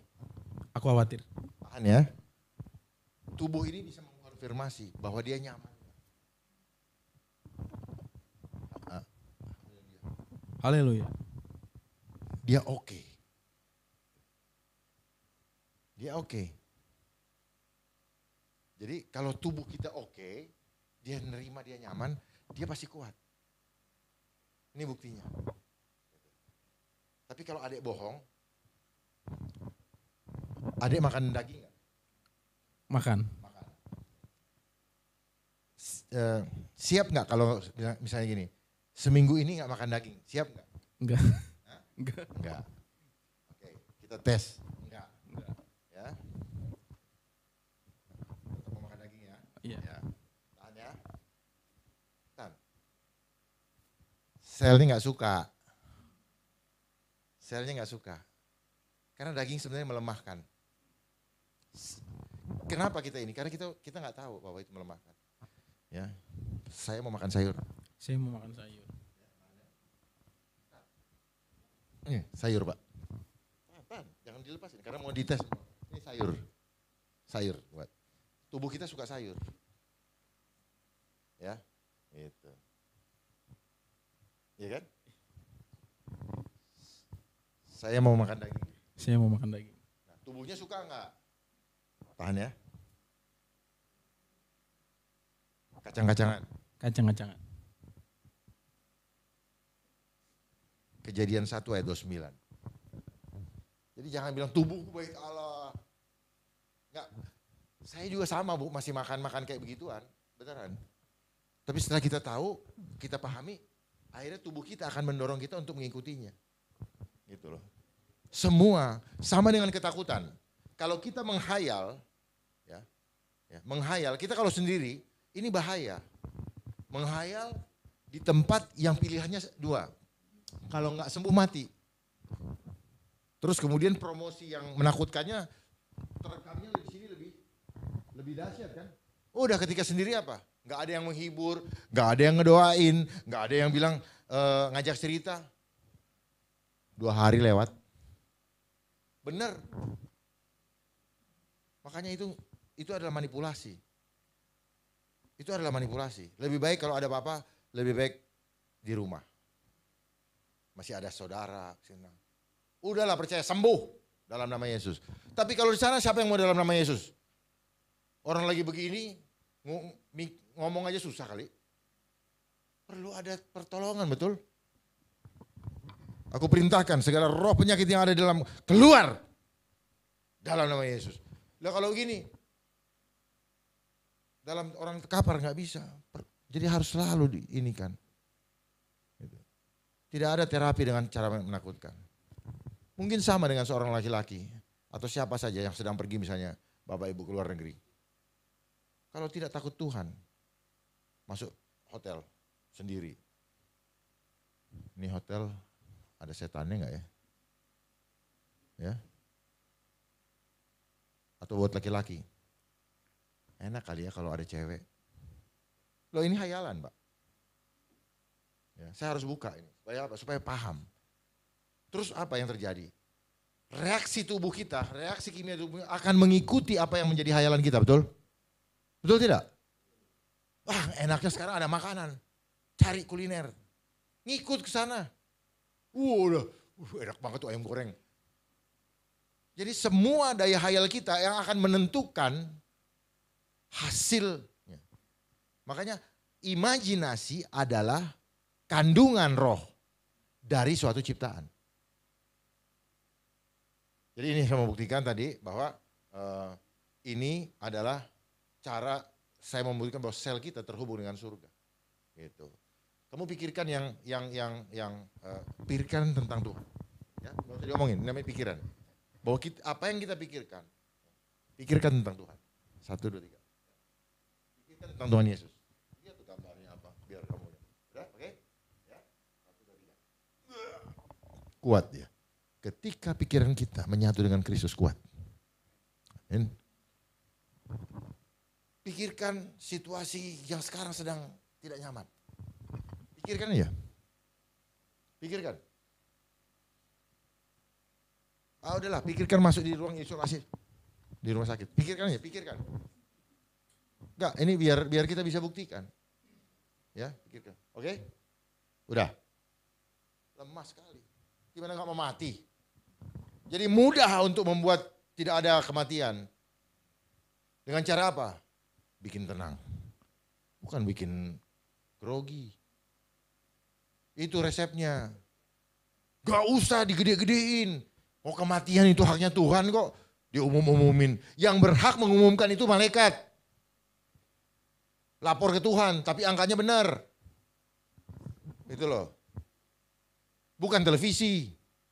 Memangnya pengumpulan medali emas apa? Kan udah aneh kan? Pengumpulan medali emas apa? Yang ngumumin juga gak ngerti lagi. Itu. Nah, hal seperti itu. Inilah spiritual. Kenapa kita dididik untuk memahami angka-angka? Ketika angka-angkanya besar ibu di bank, senang ibu ya? Bu, ibu yang pakai paling kiri. Ibu, ya ibu. Yang mana aja? Ibu senang kalau uangnya angka di bank banyak? Senang. Sekarang masih banyak nggak bu? Nah, sekarang sudah mulai menurun. Nah, dari dulu menurun. Oh, iya. Oke, sekarang kalau dikasih angka kematian kenapa takut? Padahal cuma angka.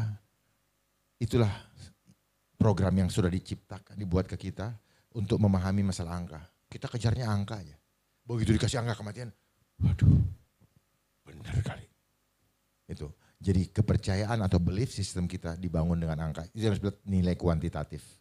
Semua berdasarkan angka, hitung-hitungan. Akhirnya Tuhan pun kita hitung-hitung punya kekuasaan. Tuhan punya kekuasaan jangan dihitung. Dahsyat. Terima kasih. Nanti kita sambung di waktu yang akan datang. Karena cukup panjang kalau saya buka dan nanti bisa seminggu. Ya, cukup segitu. Tapi satu saya pesan.